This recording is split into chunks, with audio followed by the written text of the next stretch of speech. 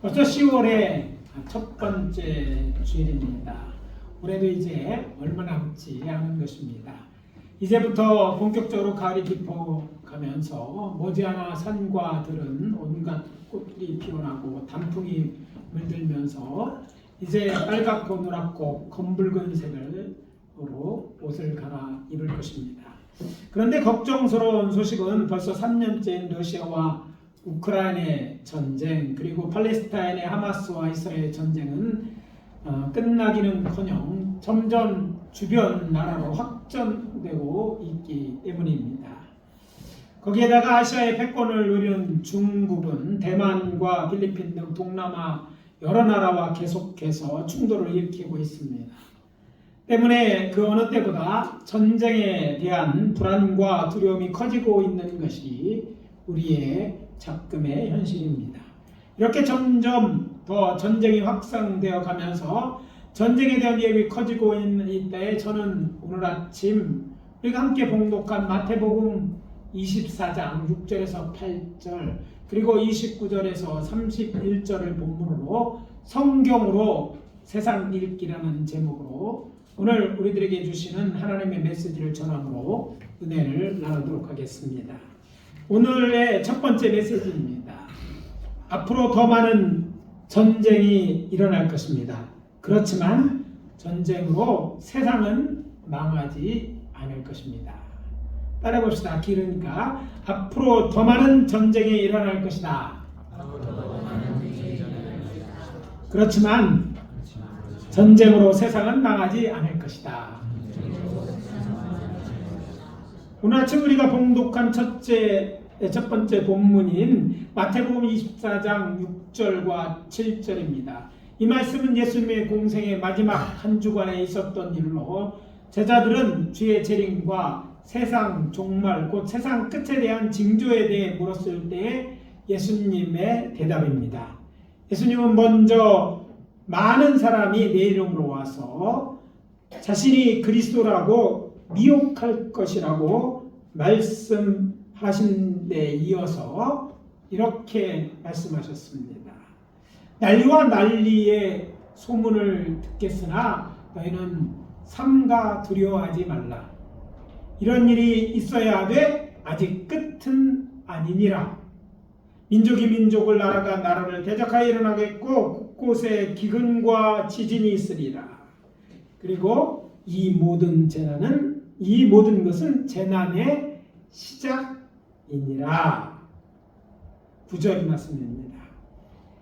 재난의 시작은 이렇고 그렇다면 끝은 어떻게 전개될 것입니까? 재난의 끝에 대하여 자세히 기록된 성경이 요한계시록입니다. 구약의 묵시록에도 마지막 때에 대한 이야기가 나오지만 요한계시록에 더욱 자세히 나오는데 계시록 6장 이하에 보면 하나님의 어린 양 예수 그리스도께서 7인으로 봉인된 심판의 두려나의 봉인을 떼실 때 여러 가지의 재앙이 세상에 임할 것이며 이후 7년 동안 대환란이 이제 임할 것인데 그 대환란 기간에 7나팔을 가진 천사가 나팔을 불 때 또 다른 천사들이 7대접을 쏟을 때 큰 재앙이 임할 것이라고 기록되어 있습니다. 그래서 이렇게 이제 큰 재앙이 오게 되면 이 세상이 이제 끝이 아주 가까웠다는 것이죠.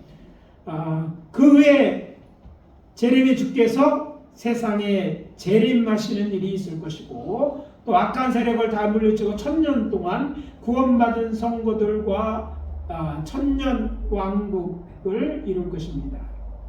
이어 하나님의 백보자 심판이 있을 것이고 백보자 심판은 믿는 자들과 믿지 않는 자들을 위한 하나님의 심판을 말합니다. 이것이 있을 것이고 이후에 천지 만물은 사라져 없어질 것이라고 말씀합니다. 이것이 요한계시록 21장 1절에 기록되어 있습니다.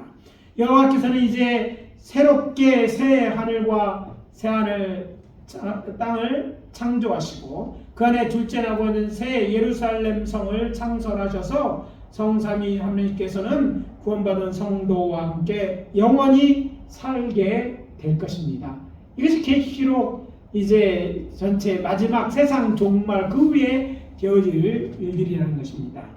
예수님의 이 예언에 따르면 이제까지 여러 전쟁이 있었지만 앞으로도 전쟁은 계속될 것이라는 것을 알 수 있습니다.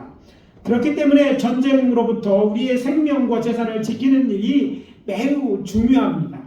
특히 우리 대한민국은 북한과 총칼을 맞대고 무려 71년을 대치하고 있는 휴전국입니다. 정전협정은 언제라도 깨질 수 있고 북한은 이제까지 수없이 전정협정을 위반하였습니다. 때문에 우리는 늘 전쟁을 대비해야 하고 언제든 싸워 이길 준비를 해야 되는 거예요. 오늘날 대한민국의 국방력은 전 세계 5위 수준이라는 것은 매우 고무적인 일입니다. 지난 1일 건군 76주년 국군의 날을 맞아 성남시 서울공항에서 열린 국군의 날 기념식에서 군병력 5천여 명과 포병, 기갑 등 장비 300여 대의 시가 행진이 있었습니다. 하늘에는 우리나라가 독자 개발하고 양산에 들어간 4.5세대 전투기인 KF-21 전투기의 비행이 있었고 또 미 공군 B-1B 폭격기와 한국 공군 F-15K 전투기 2대가 합동 비행을 하기도 했습니다.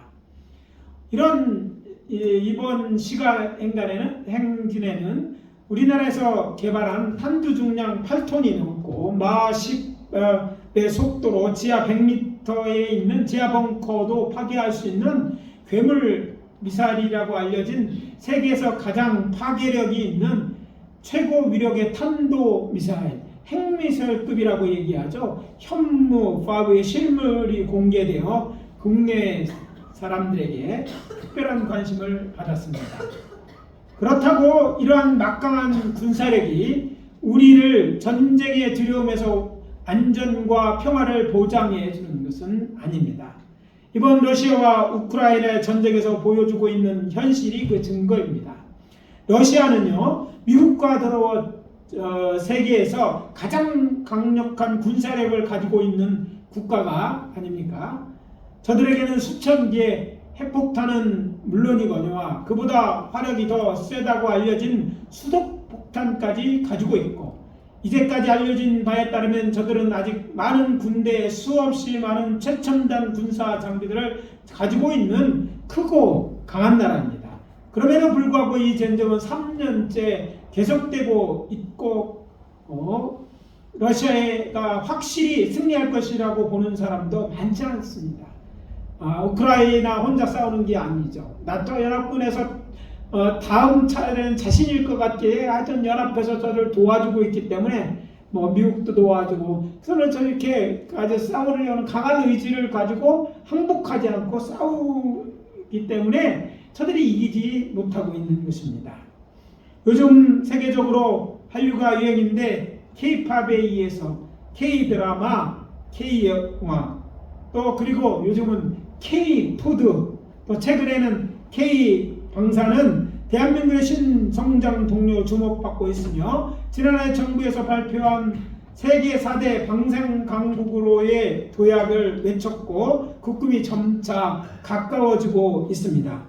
그러므로 전쟁에 대한 막연한 두려움을 버리고 지금처럼 북한은 물론이고 중국과 러시아, 일본에 대해 주의를 게을리지 않고 잘 대비하여 적에게 틈을 주지 않아야 할 것입니다. 이제 인류의 종말과 관련된 전쟁에 대한 성경의 언급을 정리해 드리겠습니다. 우리가 살고 있는 이 세상은 언젠가 멸망할 것입니다. 그렇지만 전쟁으로 세상이 망하는 일은 없을 것입니다. 그러면 자연재해로 세상이 망합니까? 아닙니다. 자연재해로도 세상은 망하지 않을 것입니다. 그러면 어떻게 망합니까? 성경은 말하기를 하나님의 심판으로 세상이 멸망될 것이라고 말합니다.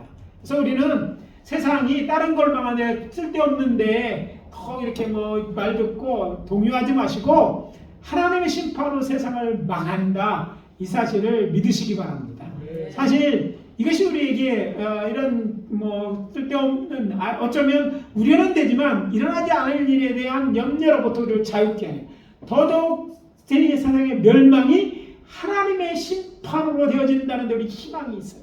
왜? 하나님은 우리와 어떤 관계의 분입니까? 그분이 우리의 하늘 아버지잖아요. 하늘 아버지가 세상을 심판하시고 멸망시킬 때, 그렇다면 하나님의 자녀인 우리는 어떻게 하겠어요? 하나님의 긍휼과 자비가 우리에게 있을 것이 아니겠습니까? 그러므로 두려워하거나 염려하지 말고, 그래도 아직 전쟁은 계속적인 현실이니까 잘 준비하고 우리가 해야 될 일들을 또 경계를 게을리하지 말아야 할 것입니다. 두 번째 우리에게 주는 메시지는 이것입니다. 예수님을 구주로 믿는 자만이 구원을 얻을 것입니다. 따라해 봅시다.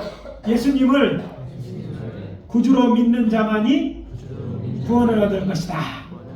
언제? 세상이 멸망할 때, 세상이 종말이 와도 구원받는 자들은 구원을 받을 것이라는 얘기죠. 무장정파 하마스와 이스라엘 전쟁이 확산되면서 지구 반대편에 있는 우리 대한민국에도 비상이 걸렸는데, 레바논에는 유엔 평화 유지구로 파병되어 주둔하고 있는 우리의 동명 부대와 레바논에 거주하는 교민의 안전이 위협을 받게 된 것입니다. 동명 부대 1.2km 정도까지 폭격이 있었다고 이야기하잖아요. 우리야 동명 부대에 파견된 우리 그 주변에 아는 사람이 잘 없어서 그렇겠지만 있는 가족들은 얼마나 걱정이 되겠어요. 그곳에서 일하고 있는 교민들의 불안은 어떻겠어요? 그래서 우리나라 정부는요, 레바논에 거주하는 교민을 안전하게 탈출시키기 위해 다목적 항공기에는 K330을 파견하였고, 어제 오전 종교적 또 개인적인 이유로 현지에 남기로 결정한 30여 명의 교민을 제외한 교민 97명이 무사히 귀국했다고 합니다. 저들은 전쟁터에서 구원을 받은 거야. 우리나라에서 저들을 구원하래요? 이렇게 수송지를 보내고, 또 그래서 그것에 탑승하게 됨으로 말미암아 또 이거 연합군과 이스라엘이 그러면 그 공조가 있었죠. 그래서 이렇게 무사히 구원을 얻은 것이에요. 오늘 두 번째 본문인 마태복음 24장 31절입니다. 그가 큰 나팔 소리와 함께 천사들을 보내린 그들이 그의 택한 자들을 하늘 이 끝에서 저 끝까지 사방에서 모으리라. 레바논의 교인들 사방으로 다 좀 보이겠어요. 뭐 하려고? 저들은 끌어내려고 그랬어요. 근데 장차 세상이 끝나기 전에 하나님께서 당신의 살아있는 당신의 자녀들을, 택한 자들을 다 이렇게 천사들을 보내서 모을 것이라는 거예요. 뭘 하려고? 구원하는 거예요. 이 말씀에 우리가 주목하여 보아야 될 말씀은 31절에 나오는 그들이 그의 택한 자들을 하늘 이 끝에서 저 끝까지 사방에서 모으리라는 것입니다. 저들이 구원받을 자들을 모을 것이라는 말씀이에요. 천사들을 보내서 저들을 모아서 어떻게 하려고? 구원하기 위해. 어떻게 그때 구원을 받을까? 어느 곳 하나 피할 곳이 없다고 생각하지 마세요. 하나님은 하실 수 있어요. 아니, 하나님은 천사들을 보여서 우리들을 먼저 저를 구원하실 것을 믿으시기 바랍니다. 성경은 하나님이 세상을 심판하실 것은 세상의 죄 때문이라고 말하고 있습니다.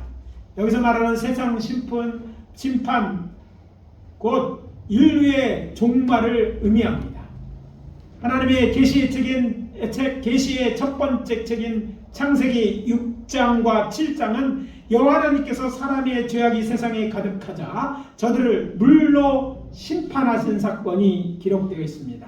그런데 이 인류의 첫 번째 종말 사건인 대홍수가 왜 일어나게 되었는지 창세기는 이렇게 기록하고 있습니다. 창세기 6장 5절에서 7절입니다. 여호와께서 사람의 죄악이 세상에 가득함과 그의 마음으로 생각하는 모든 계획이 항상 악할 뿐임을 보시고 땅에 사람 지으셨음을 한탄하사 마음에 근심하시고 이르시되 내가 창조한 사람을 내가 지면에서 쓸어버리되 사람으로부터 가축과 기는 것과 공중의 새까지 그리하리니 이는 내가 그것들을 지었음을 한탄함이니라 하시니라. 여호와 하나님께서 사람의 죄악이 세상에 가득함을 보시고 저들을 땅에서 쓸어버리고 결단하시고 홍수로 세상을 심판하신 것입니다. 인류의 첫 번째 종말이 불러온 물로 세상을 심판하신 사건이 중요한 것은 여호와 하나님께서 왜 세상을 심판하시는지, 그리고 그 가운데 구원을 얻은 노아에 대해 언급하고 있기 때문입니다. 이어지는 8절 말씀입니다. 그러나 노아는 여호와께 은혜를 입었더라. 여기서 노아가 은혜를 입었다는 여호와의 말씀이 의미하는 말은 여호와께서 세상을 심판하실 때 노아만은 구원을 얻었다는 거예요. 세상에 종말이 왔는데 모든 사람이 죽고 정말 방주에 들어간 그 짐승들만 살았는데 사람 중에 그 많은 사람이 노아만은 구원을 받았다는 거예요. 그렇다면 왜 여호와께서 노아를 구원하신 것입니까? 여기에 대해 여호와 하나님께서 말씀하십니다. 창세기 7장 1절입니다. 여호와께서 노아에게 이르시되 너와 내 온 집은 방주로 들어가라. 이 세대에서 내가 내 앞에 의로움을 내가 보았음이니라. 내가 내 앞에서 의로움을 내가 보았기 때문이라고 말씀하십니다. 그러니까 비록 온 땅이 하나님 앞에 부패하여 포악함이 땅에 가득하였으나 노아는 그 가운데서도 의로운 삶을 살았다는 말입니다. 그의 이러한 삶에 대한 창세기의 언급입니다. 이것이 노아의 조건이라. 노아는 의인이요 당대 완전한 자라. 그는 하나님과 동행하였으며. 그러니까 이 말은 이것입니다. 노아에는 의인이고 또 완전한 사람이었기에 세상을 심판했을 때 구원을 받았다는 말입니다. 여기서 오늘날 악인이 관영하고 부패한 세상에 살아가고 있는 우리를 향한 구원의 소망을 볼 수 있습니다. 이것은 칠흑 같은 어둠 속에 비치는 한 줄기 빛입니다. 다가올 미래를 준비해야 할 것입니다. 그래서 말씀드립니다. 우리를 사랑하사 우리를 구원하려고 하나님께서 이 세상에 보내신 하나님의 아들은 예수를 나의 주 나의 하나님을 믿어 그의 거룩한 백성이 되고 그리고 거룩하게 되었다면 하나님의 말씀대로 살아가십시오. 우리는 우리의 의는 아니지만 공로는 예수의 의를 힘입어서 예수를 믿음으로 그 의를 힘입어서 의인된 사람들입니다. 그렇기 때문에 우리는 과거와 같이 예수 믿기 전과 같이 살아서는 안 돼요. 의롭게 살아야 되는 거예요. 그래서 이어지는 세 번째 메시지는 이것입니다. 전쟁을 두려워하지 말고 죄에서 떠나 살아야 합니다. 따라해 봅시다. 전쟁을 두려워하지 말고 죄에서 떠나 살아야 한다. 오늘의 두 번째 본문인 마태복음 24장 29절에서 31절 전반부입니다. 그날 환난 후에 즉시 해가 어두워지며 달이 빛을 내지 아니하며 별들이 하늘에서 떨어지며 하늘의 권능들이 흔들리라. 그때 인자의 징조가 하늘에서 보이겠고 그때 땅의 모든 족속들이 통곡하며 그들이 인자가 구름을 타고 능력과 큰 영광으로 오는 것을 보리라. 그가 큰 나팔 소리와 함께 천사들을 보내리니. 이 말씀은 마가복음 13장 또 누가복음 27장 곧 공강부에 모두 나와 있는 예수님의 재림에 관한 말씀입니다. 어디 급합니까? 요한복음에는 이 말씀이 나오지 않았지만 사도에는 장차 될 일에 대해 하나님께 받은 계시를 이렇게 기록하고 있습니다. 또 내가 하늘이 열린 것을 보니 보라 백마와 그것을 탄 자가 있으니 그 이름은 충신과 진실이라. 그가 공의로 심판하며 싸우더라. 그 눈은 불꽃 같고 그의 머리는 많은 관들이 있고 또 이름 쓴 것 하나가 있으니 자기밖에 아는 자가 없고 또 그가 피 뿌린 옷을 입었는데 그의 이름은 하나님의 말씀이라 칭하더라. 하나님의 말씀. 요한복음에 태초에 말씀이 계셨는데 말씀이 곧 하나님과 함께 계시니 그 말씀이 곧 하나님인데 그 말씀이 곧 예수라고 얘기하잖아요. 성자 하나님이란 얘기죠. 여기서 그러니까 성자 하나님이 이제 재림하실 거라는 얘기입니다. 하늘에 있는 군대들이 희고 흰막군 새를 입어 백마를 타고 그를 따르더라. 그의 입에 예리한 검이 나오니 그곳으로 만국을 치겠고 친히 그들을 철장으로 다스리며 또 친히 하나님 곧 전능하신 이의 맹렬한 진노의 포도주 틀을 밟겠고 그 옷과 그 다리에 이름을 쓴 것이 있으니 만왕의 왕이요 만주의 주라 하였더라. 요한계시록 19장 11절에서 16절 말씀으로 장차 있을 예수님의 재림에 대한 언급입니다. 예수님께서 이제 부활 승천하셨는데 그 예수님께서 세상에 다시 오시겠다는 말, 만왕의 왕으로 만주의 주로서 세상을 심판하러 오시겠다는 거예요. 세상은 전쟁이나 자연재해 때문에 망하는 것이 아니라 죄 때문에 망합니다. 자연보호 캠페인이나 강력한 군사력으로 종막을 막을 수는 없다는 말입니다. 여기에 오해 없으시기 바랍니다. 그러니까 전쟁을 막으려고 노력하거나 자연보호나 환경을 파괴하는 일을 방치해야 된다는 말이 아닙니다. 이런